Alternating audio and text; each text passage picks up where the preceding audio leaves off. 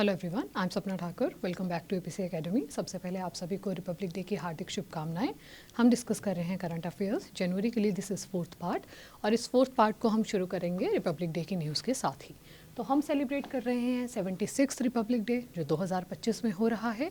और इस वर्ष की थीम क्या रहेगी? तो हमने ये थीम रखी है स्वर्णिम भारत, विरासत और विकास, यानी कि golden India, heritage and development. इस थीम के साथ हम इस वर्ष का रिपब्लिक डे सेलिब्रेट कर रहे हैं।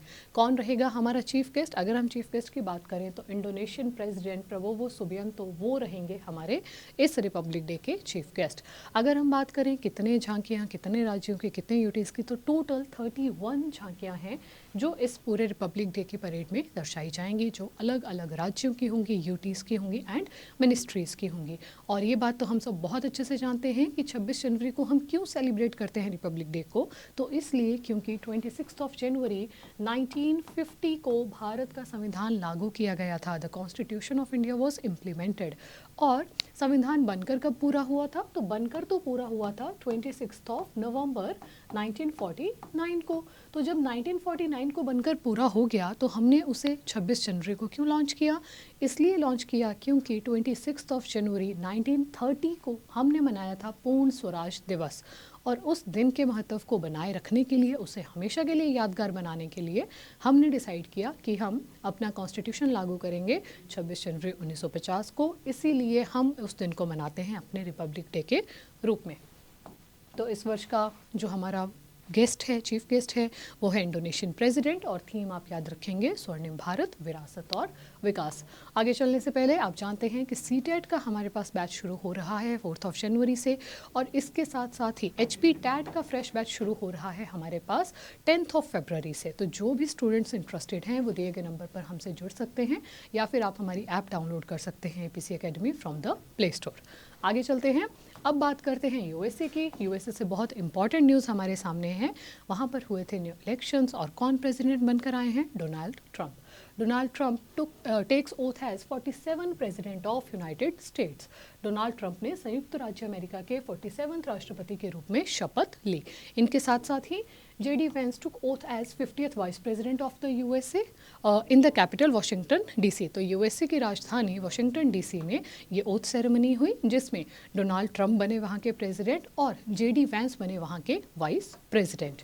साथ में अगर हम देखें कि भारत की तरफ से किसने रिप्रेजेंट किया भारत को वहाँ पर, तो external affairs minister S Jaishankar, वो भारत को रिप्रेजेंट करने के लिए वहाँ पर उपस्थित हुए थे। और कुछ अगर हम पॉइंट्स देखें, JD Vance जो वहाँ के वाइस प्रेसिडेंट बने हैं, he is the 3rd youngest vice president of USA, जो कितने आयु में बने? 40 वर्ष की या 40 ईयर्स की एज में जो वाइस प्रेसिडेंट वहाँ के बने। साथ ही में Trump used the same Bible as Abraham Lincoln while taking the oath of the office. तो ट्रंप ने भी वही बाइबल यूज़ की जो किसने यूज़ की थी? अब्राहम लिंकन ने यूज़ की थी। अगर हम देखें, हम जानते हैं जैसे ही डोनाल्ड ट्रंप वापस प्रेसिडेंट बने उन्होंने बहुत मेजर अनाउंसमेंट्स की। जैसे सबसे मेजर तो क्या थी? वर्ल्ड हेल्थ ऑर्गेनाइजेशन से एग्जिट की बात उन्होंने की। और साथ ही में और अगर हम देखें, US president Trump ends automatic citizenship of children born in country to non citizen parents. तो क्या ट्रंप ने घोषणा की?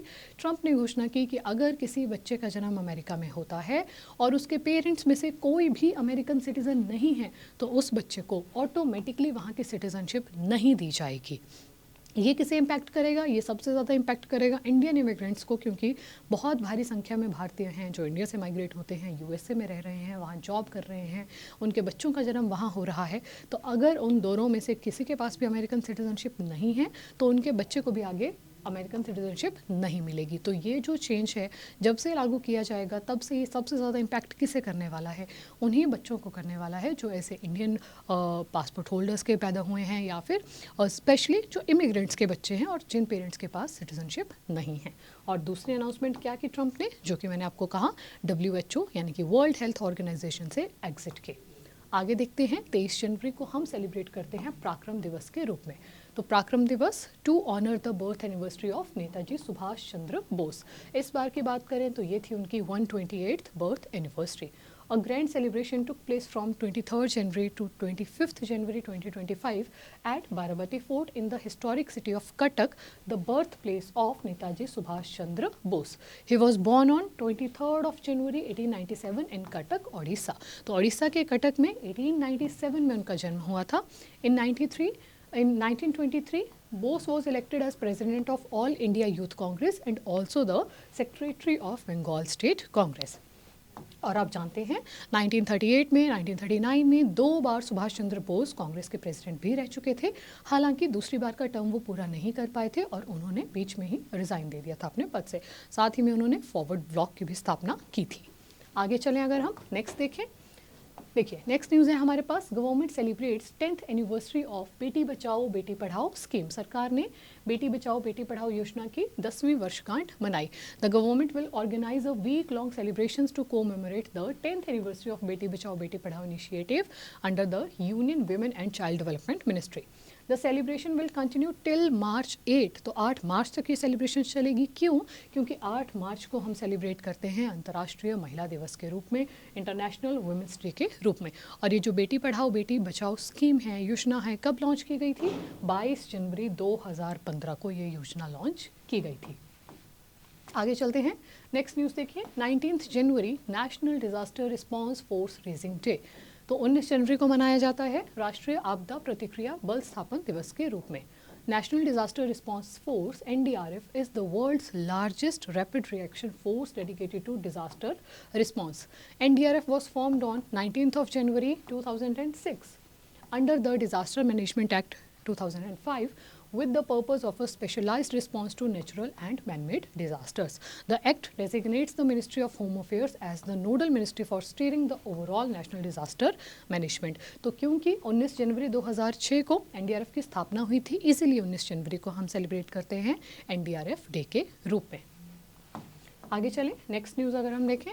नेक्स्ट हमारे पास रहेगा. फोर्ब्स ने जारी कर दी है वर्ल्ड के रिचेस्ट पर्सन्स की लिस्ट दोबारा से. और 2025 के लिए पूरी दुनिया में सबसे अमीर व्यक्ति कौन बने हैं? तो बहुत फेमस पर्सनैलिटी जो US के इलेक्शंस में भी काफ़ी ज़्यादा इन्वॉल्व रहे, एलन मस्क, वो बने हैं दुनिया के सबसे रिच पर्सन. कितनी उनकी संपत्ति बताई गई? $433.9 बिलियन उनकी संपत्ति बताई गई. न्यूज़ देखिए अगर हम. World's billionaires list for 2025. The US leads with the record of 813 billionaires, followed by China with 473 and India remarkably claiming the third spot with 200 billionaires.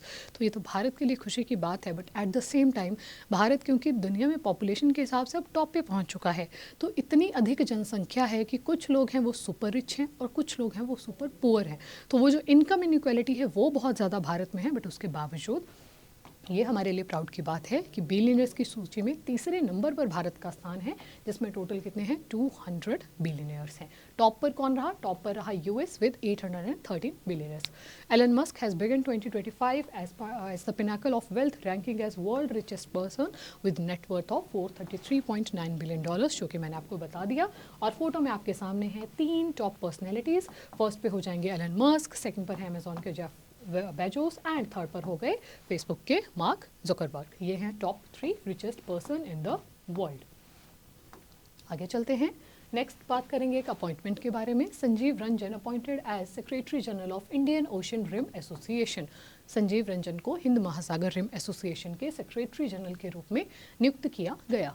The Indian Ocean Rim Association is an intergovernmental organisation formed in 1997 to foster economic cooperation. The IORA secretariat is based in Mauritius and is headed by a fixed term secretary general. तो इस बार के secretary general कौन बने हैं? संजीव रंजन जी को बनाया गया है secretary general of Indian Ocean Rim association.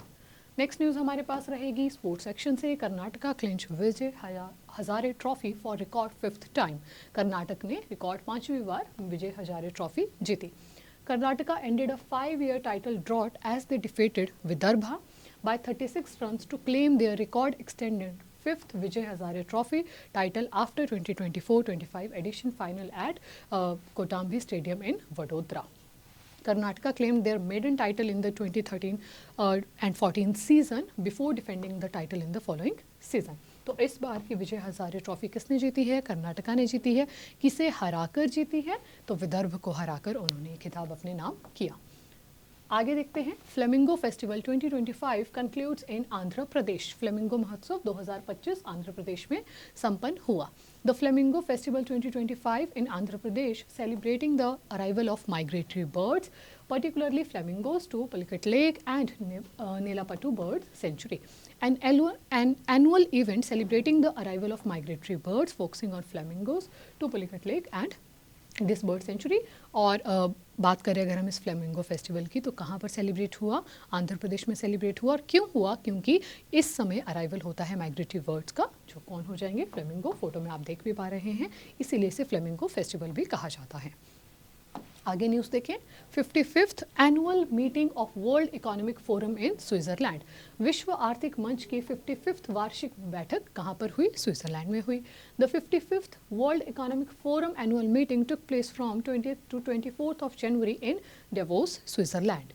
During the 5-day event, India's model of inclusive growth and digital revolution was highlighted. The Indian delegation was headed by Information and Broadcasting Minister Ashwini Vaishnaw, और उनके साथ काफ़ी और ministers ने भी इस meeting में भाग लिया। बट हेड किसने किया? तो अश्विनी वैष्णव जी ने। कहाँ पर हुई? डेवोस, स्विट्जरलैंड में ये मीटिंग हुई। नेक्स्ट बात करते हैं, kho kho world cup 2025। India scripts history in inaugural edition as both men's and women's team lift trophies. तो आप जानते हैं खो खो का वर्ल्ड कप 2025 भारत में हो रहा था, और उससे ज़्यादा सम्मान की बात और खुशी की बात हमारे लिए ये है कि मेंस एंड वुमेन्स दोनों में ही भारत रहा है विजेता। The Indian men's and women team created history at Indira Gandhi Indoor Stadium by beating Nepal. तो नेपाल को उन्होंने हराया in their respective finals and winning the Kho-Kho World Cup 2025 titles. दो चीज़ें याद रखनी है, होस्ट भी इंडिया था एंड विनर भी इंडिया था, और वो भी दोनों मेन एंड वुमेन्स कैटेगरी दोनों में। आप देखते हैं आज की वीडियो से क्वेश्चंस। पहला क्वेश्चन है हमारे पास, which team won the 2024-25 Vijay Hazare trophy. कौन सी टीम ने विजय हजारे ट्रॉफी जीती है एक बहुत लंबे ड्रॉट को खत्म कर कर? ऑप्शन क्या है? विदर्भा, कर्नाटका, महाराष्ट्र, दिल्ली। राइट आंसर क्या हो जाएगा यहाँ पर? कर्नाटका ने विदर्भा को हराकर जीती है Vijay Hazare trophy. Next question हमारे पास रहेगा, in which state is the flamingo festival celebrated annually. तो फ्लेमिंगो फेस्टिवल कहाँ मनाया जाता है? हमने देखा माइग्रेटरी बर्ड्स का जब अराइवल होता है उसके खुशी में ये सेलिब्रेट किया जाता है। Option number B, Andhra Pradesh में पुलिकट लेक में वो आते हैं, इसलिए मनाया जाता है flamingo bird festival. Next question हमारे पास हो जाएगा, which state recently announced it's withdrawal from the WHO। हाल ही में किस स्टेट का मतलब यहाँ देश से है, किस देश ने WHO से अपना एग्जिट घोषित किया? तो मैंने आपके साथ डिस्कस किया कि डोनाल्ड ट्रंप बने USA के प्रेसिडेंट, और प्रेसिडेंट बनते ही उन्होंने ये मेजर अनाउंसमेंट की कि हम WHO को एग्जिट कर रहे हैं। क्यों उन्होंने ऐसा निर्णय दिया? इसलिए निर्णय दिया क्योंकि उनका मानना था कि कोविड के दौरान जिस तरह से WHO ने पूरे उस प्रॉब्लम को, पूरी उस डिजीज़ को मैनेज किया, वो अप्रिशिएबल नहीं था, तो इसलिए उन्होंने उससे एग्जिट होने का निर्णय लिया है। क्या रहेगा यहाँ पर राइट आंसर? ऑप्शन नंबर ए रहेगा राइट आंसर। आगे देखते हैं, नेक्स्ट क्वेश्चन है, who has been appointed as Secretary General of Indian Ocean Rim Association। तो इंडियन ओशन रिम एसोसिएशन के सेक्रेटरी जनरल बने हैं option number A, Sanjeev Ranjan. अगला प्रश्न हमारे लिए रहेगा, who is chief guest of our Republic Day. तो 2025 में हमारे चीफ गेस्ट कौन रहने वाले हैं रिपब्लिक डे के? इंडोनेशिया के प्रेसिडेंट रहने वाले हैं प्रबोवो सुबियांतो। अगला प्रश्न है, व्हेन इज पराक्रम दिवस सेलिब्रेटेड। पराक्रम दिवस कब सेलिब्रेट किया जाता है? राइट ऑप्शन हो जाएगा ऑप्शन नंबर ए, 23 of जनवरी को नेताजी सुभाष चंद्र बोस जी की बर्थ एनिवर्सरी पर हम मनाते हैं पराक्रम दिवस। जो आप लोगों के लिए आज का प्रश्न रहेगा, Donald Trump became which number president of USA। Donald Trump America के किस नंबर के राष्ट्रपति बने हैं? ऑप्शंस रहेंगे 44, 45, 46, 47। जो भी होगा राइट आंसर वो आप हमें कमेंट्स में लिखकर बताएंगे। This was all for this video. याद रखें हमारे टैट के फ्रेश बैचेस शुरू हो रहे हैं, तो आप अगर बैच ज्वाइन करना चाहते हैं आप दिए गए नंबर पर हमसे जुड़ सकते हैं। Thank you so much for watching this video.